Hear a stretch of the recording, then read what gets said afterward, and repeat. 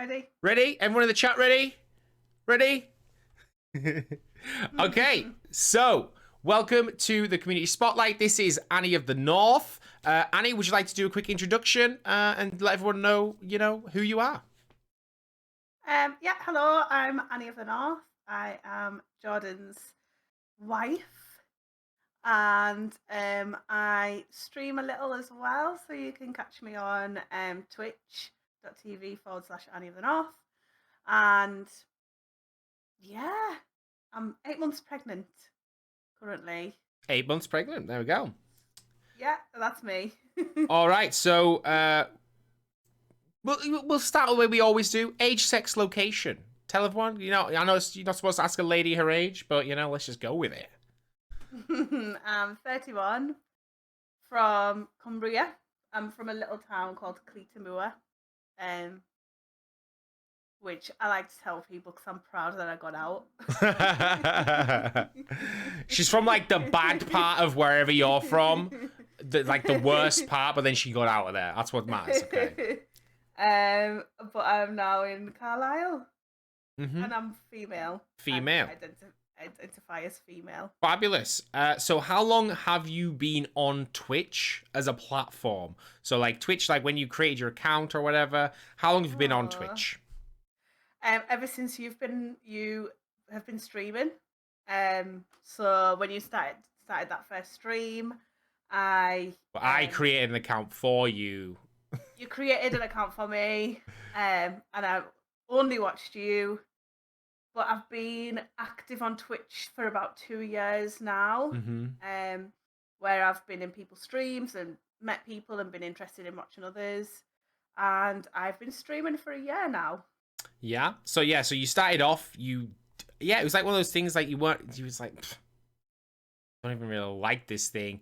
And then you've just kind of grown into it and you've come into your own, found a bunch of friends and yeah. What is like a couple of the best things that you think have happened to you and Twitch? So when it comes to Twitch, what's a couple of the best things that have happened, or best things you've experienced, things you've seen happen on Twitch? I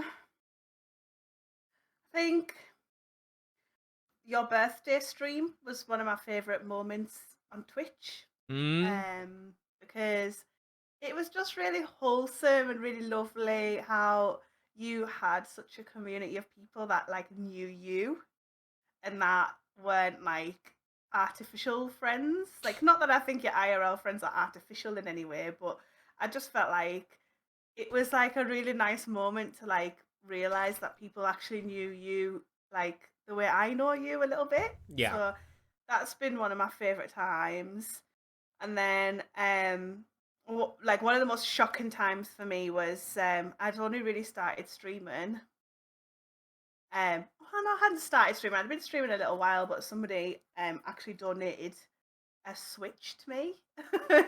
And that was a really like strange Somebody thing. was like, Annie wants a Switch. Here's 400 quid for a Switch or something. Yeah. There's enough money for a Switch and Animal Crossing. And that like they don't realize how much that's helped me and how like I didn't realize how important gaming is to mental health until that moment. And it has helped me so much through these lockdowns. And it sounds really like materialistic, but yeah, the power of Twitch and people's generosity and people actually really getting to know you is really good. Lovely. So you've streamed for about a year, you were saying. What kind of stuff do you stream? And what can people expect to see from you? So my streams are really, really chill. They're sort of the antithesis of Jordan, I like to say. Just chilling out, having a good crack, speaking. It's kind of like a just chatting stream with music. So I am a musician, so I play guitar, I play violin, I play mandolin, I play penny whistle. I mainly play guitar, violin, and sing on my streams. I have done a couple of gaming streams since obviously I've got into gaming, but it's not really my main focus. My main Mm. focus is my music. So if you come into my stream, you get my own unique take on some covers as well as my own songs as well. I've started using a loop pedal over the past year, which I'm really enjoying, and that's kind of my stream, like a chill music-y vibe. Yeah, I always enjoy them anyway. Okay, so give me like three things which kind of define you as a person. So three things, like the three most important characteristics or personality, or just three things. It could be anything from like my smile to my love of the wildlife. I don't know. There's just like a few random examples. So yeah, give me like three things which you think are like the most important things that make you as a person. My humor.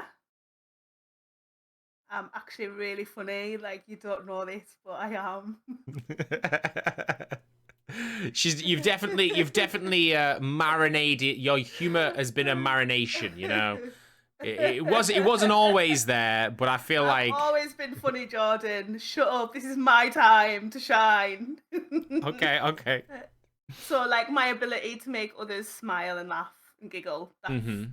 that's like my main like thing that I like to think that I am. Ginger. All right, Ginger. And motherly. Motherly. Yeah. There you go. Well, I mean, you know, there's different types of mothers, and you pretty much do them all. So you do like the nurturing mother, but you also do the abusive mother.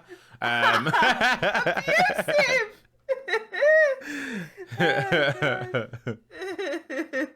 Oh god. lovely. Okay, do you have like a hero? Do you have somebody you look up to? Somebody you think is like, you know, painting? Somebody you aspire towards, or anything like that? Yeah, I've had two. Okay. I have two. Can I have two? Can I have Yeah, two you can have heroes? two. That's fine. So I've got like one IRL and one like celebrity kind All of right. Okay. hero. So my IRL hero is my dad.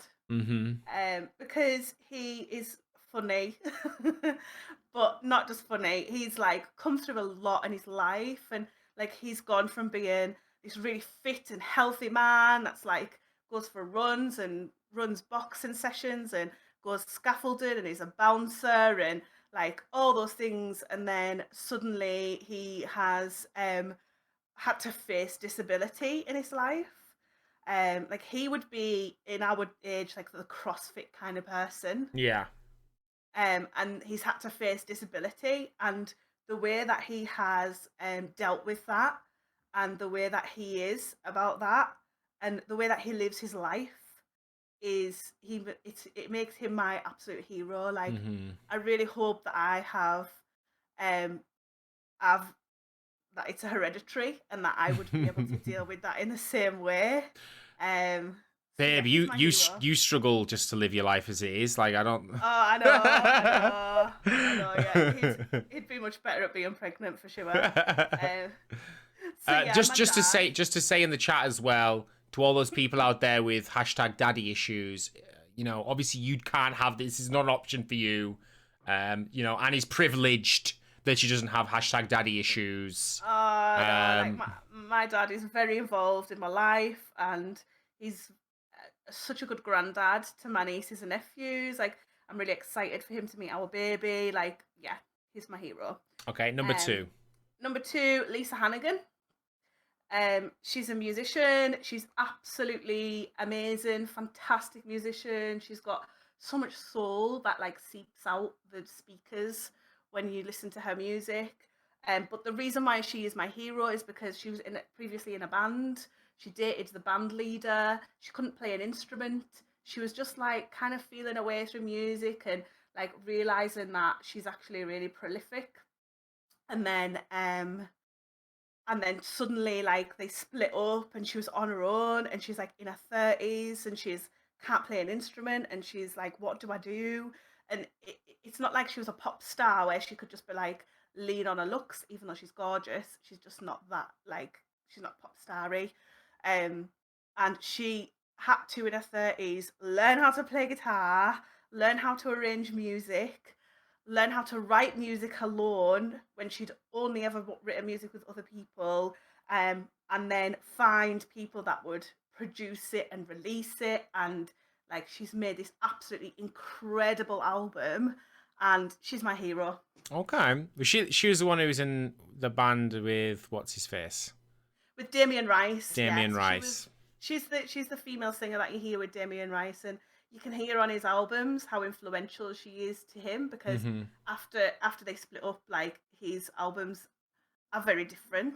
I think it's one of those things where you look at it, and I think it's often like, when you, like, with a marriage where there's like a partnership and there's two people, like when the relationship first starts, usually the people are like husks, and then they both push each other forward and like benefit each other in lots of ways. And I like, that's, that's why I kind of think, like, yeah, it's heartbreaking to sort of break up with somebody, but if you sort of focus on the fact that you've came so far and you've progressed so much, and yes, it's devastating that you're not with them anymore, but you're coming out of it as a better person than you went in, and you've had amazing experiences on the way. Now we're getting into like the theoreticals of relationship advice and things, but Mhm. but yeah, I think that's great, because obviously when he first started, he had the gear, he had the idea, he had a decent thing going. He got Lisa Hannigan to come in,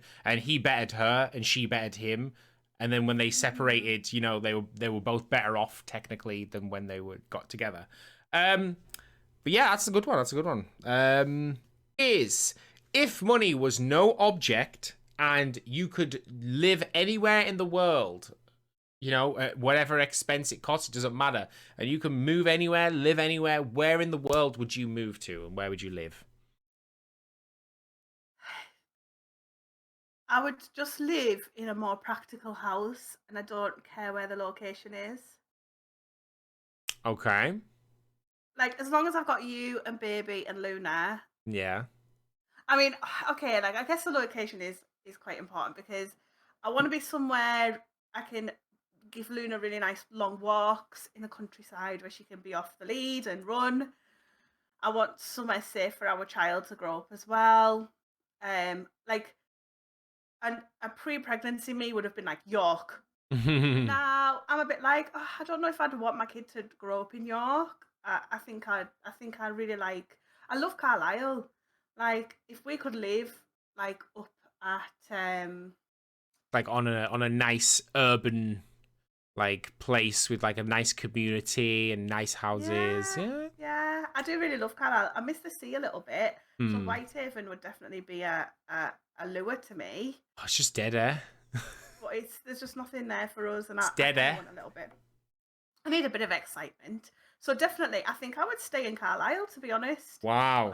I would just be in a better house for Here us. was me taking the mick out of Axodon for saying he would stay in Montreal. I think. I know, but I don't think there's anything. I think we're really happy here, so I don't want to fix something that isn't That's broken. very true. That's very true. That's good. Okay, I like it. I like it. Um, if you could change one thing about you or your life with no limitations, what would it be? um, my willpower. Give yourself more willpower. Just like, Yeah, or just have like a little vial that you could just sip from that has willpower in it. yeah, yeah. I think, like, because I'd really like to lose weight, but I just don't have the willpower for it, or the strength to do it. But I don't want to say like I want to just change my weight about myself, because like that is something that I can do. Yeah. But my willpower is something that I'm constantly fighting against, even like washing the dishes or Yeah. doing the housework or going for a walk. Like, I wish I was less lazy. Like, I wish I had more It willpower. definitely gives you like an appreciation for like the people out there, like the women who, or the fathers, the mothers who like run entire households and just get up and they'll work jobs, but they'll clean the house, organize everybody, getting you like Oh my god, no. like I could barely. muster the energy to go to the toilet when I need to. Oh my god, that is such a feel right now. Like Hashtag vibes. vibes. Yeah, so willpower. That's what I'd change about myself. Okay. What absolutely grinds your gears? What pisses you off to no end? Oh, so many things. There's so many things. Um, Annie hates a lot of things, guys. I think that at the moment it's different because of my hormones. A lot of things grind my gears. Um, but something that really, really annoys me is when people bring like their backstory into an argument that's not relevant to the current argument. So it makes the argument void. So like being like, yeah, but it's because when I was growing up, this happened to me, and I'm like, Hmm. but that doesn't change what you did. Yeah, like someone's just like outright being a dick to someone, and then you like you confront them. You say, right, this isn't okay. Don't be a dick. And then they're like, I'm only a dick because I was abused or something. You're Yeah. like, oh my jeez. So people who don't take responsibility for their own actions Okay. and use things like mental health to as an excuse for Like why justification, they behave. almost. Yeah, to justify why they behave the way they do without taking responsibility for it. So they're not saying like, yeah, that was a really shitty thing to do and it made you feel awful. Instead, they're saying the reason why this happened is because of something out of my control. Hmm. And that really grinds my gears. Yeah. Gets on my nerves. Also, people who say should of instead of should have, or could have instead of could have. It is could have, right? Could have. It's like I could have said this, or I Not should have. could of. No, not could of. Could have or could have. And could have is actually could have, but just shorter. Mm-hmm. So it's not could have. There's No of. so There's no of there. There's no O or an F. So I heard, like, you know, like those apostrophe things, those were never really supposed to be written. Those were just written versions of what you verbally say. So could have isn't really something that you shouldn't use that as proper English, because it's actually just a interpretation of a verbal version of that kind of thing. But I think my English teacher might have told me that, and it's like stuck with me that like you shouldn't just like throw could haves and hadn'ts and you're supposed to write had not. That really doesn't bother me. If somebody does could apostrophe ve, that's fine. But could of. Oh yeah, like people writing how they speak. People writing how they speak. Yeah. Hate it. Yeah, when people write how they speak. And it's even worse because I'm from Whitehaven area and they have just an atrocious accent, which is my accent, but worse. And they're just like, I can't believe that I went to the same school as some of these people, yeah. And I do understand that people have dyslexia, which is really difficult. But like when I get an email from my boss at work and she's like, things that you could have done, I'm like, fire her right now. And she's really good at her job. She's really good at her job and she's a great boss. She's amazing. But yeah, if she writes an email that says could have, I'm like, no.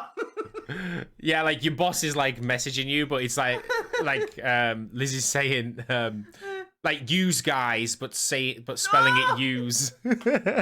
Use is not even a word. It's not even a word. If all of yous if all of yous make sure your jobs are done. Fire her. On the first point with the whole like bringing a background. This girl some milk. I forgot to turn off the audio thing. Damn, she needs some milk. Oh. Really? Yeah. So on regards to the first thing, with people using their background, I actually seen a funny comedian who was saying, like he used to take the mick out of millennials until he found out he actually was one because he Googled it. And the only difference between like a millennial and like a Gen Z is what's happening now is everyone's more aware, so people are more self-aware. So I feel like the newer generations, like millennials onwards, we all know if we have crippling anxiety, we all know if we have depression, we all know if we, you know, have all like dyslexia, autism. Like we're very self-aware of what we have. We don't do anything about it. Like there's nothing you do. Like you don't try to, like, you know, do anything to help with that situation. All you do is you say, I have anxiety, you work around me. This is me. I'm not going to do anything. You just know that I have it and you have to work around that. And I was just like, oh my God, that is so true. Like, we're more self-aware. We know what our problems are, but we will do nothing about it. We'll just tell everybody else that this is the way we are and you guys have to deal with it and work around it. And I just think, wow, like... Well, yeah, I mean, like, to a certain extent, I think that's okay, in a way, because I feel like we should all learn how to work around each other's issues. Okay. But also at the same time, I am not the kind of person that's like, I have an issue and I'm going to make it a you problem. Yeah, I think that's what he was kind of meaning, is like, it's not like I have anxiety, but that's not my problem. That's your problem to deal with my anxiety, kind of thing. Anyway, let's move on to the next one. What games are you playing, right? Because you're quite new to gaming. You know, gone are the times where you would just be like, games, stupid, Jord. Stop playing our games. No. This is a lie, because I'm not new to gaming. Because when I was growing up, we had a Mega Drive, we had a PlayStation in the house. We did play games as a family. Like, we used to play Sonic. We used to take it in turns to do each level. I was more of a spectator in this. Like, I would love sitting and watching my sister play Rayman for hours and hours. Like, we'd literally just sit on her bed while she played Rayman for hours. So my big sister and my little sister are like proper gamers. Like, they are more like you when they were growing up, and I would be probably like more inclined to play with my dolls and not bother. Yeah. But so I don't feel like I'm new to gaming, and I don't feel like I'm new to like to watching people playing games. It's something That's that I true. really, Yeah, really yeah. like to do. But the games that I'm playing at the moment, Stardew Valley. I've kind of gone off Animal Crossing. It's a bit basic. There's not much you can do on it. There's no progression. Legend of Zelda, Breath of the Wild. Great game. I've kind of the past like few weeks not played that many games, to be honest. No.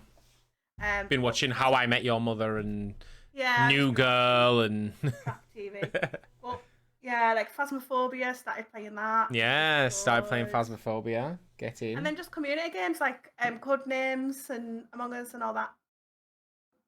Brilliant. Okay, so tell me something interesting about yourself that not many people know. Like, just give me a couple of interesting things that, like, you think people might not know about you. It's really difficult, this, because I'm a really open book and I tell everybody everything about myself, pretty much. I know, but like very infrequently, you know, my stint of homelessness will come up or something like that, and people are like, what? I didn't know about that. And then, so like, there's got to be things about you that you might have told people a long time ago, but just something, you know, that could just be like an interesting tidbit. Okay. Well, obviously people know that I work at Lush right now, but my career progression was in hospitality, and I worked my way up in Costa to a point where I couldn't grow anymore, and then ended up managing my own cafe bar. Not my own cafe bar, but I was the manager of a cafe bar called Anna's, and it was like a seaside creperie bar, cafe, and and it was like my first kind of like big break. it's also the reason why I'm not in hospitality anymore. Because I actually got really badly bullied as the manager there, and the staff took a real disliking to me and made my life really, really difficult. At the time as well, I got bronchitis because we were living in a mouldy flat. So I was doing like 60 hours a week managing a cafe bar, being bullied with bronchitis. And it was the worst time of my life. Mm-hmm. I dropped the chicken nugget. Um, and yeah, that's an interesting fact about me that people probably Yeah. don't know. Another one. So- We used to do like event management. We used to like, you know, plan music events and like I thought that was really good fun. Where we used to just be like, oh, we're gonna set up open mic night. We're gonna set up like a you know, a gig, a music thing. That was really good fun. Yeah. Yeah, actually, that was really good. That was really good. I've just thought of a really funny fact. All right, give it to me.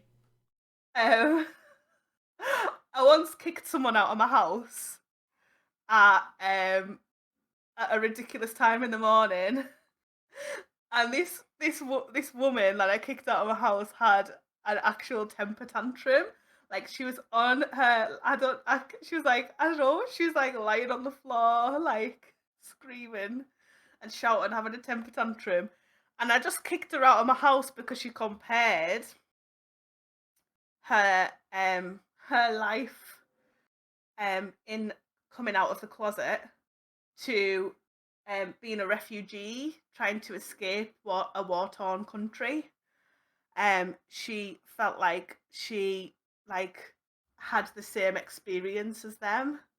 And I mean, like now I realise that everybody's life experience is personal to them, and it could well have been as traumatic to her personally to come out as a lesbian than how they feel like coming out of a war-torn country. Like I understand now that everybody has different experiences, but I had so little tolerance at that point in my life, and Well, I was that we were kind of doing a lot. We were person. doing like refugee drives to try and get clothes Yeah, for people who yeah, were on yeah. the border being rejected, and the government saying you can't come here, putting them in like encampments and stuff. So yeah, I Yeah, think that was just really bad timing for her to make that you know comparison. I think for sure. absolutely. So I kicked her out of my house at stupid o'clock in the morning. They were meant to be staying over. And I had to get Jordan to physically pick her up and put her out of our house. And then I had to like sit and order a taxi, pay for a taxi, wait for her, like. And I was literally in my house like, I don't care. She can go home. Yeah, that was it was a bit of a shan. What is your favorite ice cream flavor? Give me your favorite flavor ice cream. Vanilla. Disgusting. I You like are disgusting. I like mint chocolate chip. I like all the flavors really, but I just like vanilla. I think because we go to Hartley's and Hartley's vanilla is just like amazing. That's So fair. like I just think don't fix something that isn't broken. Vanilla ice cream's amazing. Why are you putting like brownie bits in it and that? It's just like So good. Are you kidding me? All right. Okay. What is your favorite thing to eat in the world? oh, food. Other than Favorite just thing to food. eat. Pancakes. See, I like pancakes, but I'm not that crazy about them. But okay, you're entitled to your opinion. That's fine. Lastly, I don't know. I can't think of anything else we could ask you really. Maybe tell me a bit. Why don't you tell everyone a little bit about because like you are my wife. Okay, let everyone know what your experience is living and being with me for the past 8 or something years. Just give me like a quick summary, you know, from start to finish, the entire episodes of our relationship. Just kidding. Just. Jordan is very expressive when we're out and about, but likes his downtime. Mm-hmm. we laugh a lot. I feel like we laugh every day, which is really good. Yeah. I don't know what to say really. I feel like everybody kind of. I feel like people know quite a lot. No, they don't. Everyone's always like, "Oh, I feel sorry for you, Annie. Oh, I could never live with him." The thing is, okay, like I'm gonna end it with this. Like the thing is, a lot of people say, "Oh, I don't know how you deal with that," whilst hilariously laughing and loving life. And so that is how I feel when I have to deal with him. I'm laughing and loving life. So, and that's what it's like to be with Jordan. There, that's the end. All right. Do you have anything else you want to say to everyone? Yeah, you tell me. What would you? How would you answer that question? What, living with you? Yeah. Well, here, this is how I would explain to people. If you imagine somebody who is absolutely perfect, and then you imagine living with them and getting to spend all of your time with them and never having to, like, you know, wonder what is going on and what there's not, like, we don't have secrets. We don't have, like, we don't sneak around, or we don't do this, and we don't have, like, thing. We're just very, like, we're just like two pure beings that live together in harmony and, like, enhance each other a lot. I think for me, like, I see everybody else, and I see everyone as like a walnut in its shell. And I feel like when we're together, we're just the pure walnuts. And, like, I never have to wonder what's underneath your shell because I know it's just walnut. That's really good. I like that. I do feel like we're very much the people that are like, we'll wake up and be like, I feel this, and this today. Yeah. Well, I think we've learned that we have, like, to survive, we've got to be like, today I feel like crap. I'm not gonna do the dishes, and I'm probably not gonna do anything. And you might need to make me cups of teas and help me. The end.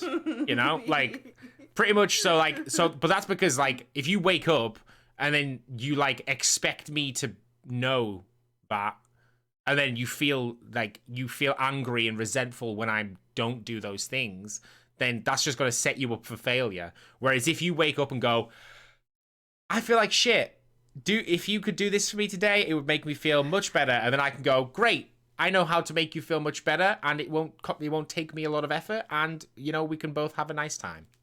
So yeah, I think, be like, that's what the kind of the openness and honesty is just is very prominent, and I think that's a good reason why we're so in sync.